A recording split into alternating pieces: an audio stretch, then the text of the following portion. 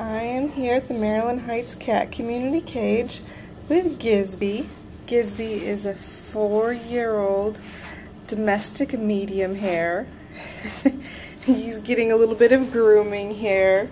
He's got quite a little fluffy fur, but he does dig being groomed and petted. He's a nice cat. He is a brown tabby in white. He's interested in giving everything a sniff.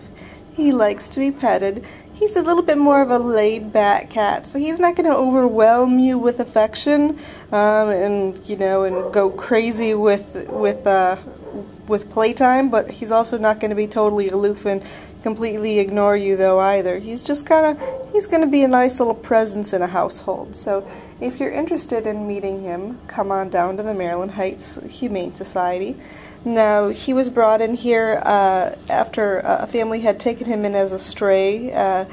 He'd been in a fight and had some injuries, so they brought him in here for medical reasons so that he could get some care, and they got him back to health, and now he's here and he's revived and he's all better. So we'd like to find him a nice, good home. So if you are interested in meeting Mr. Gisby here, we would love to find him a good forever home.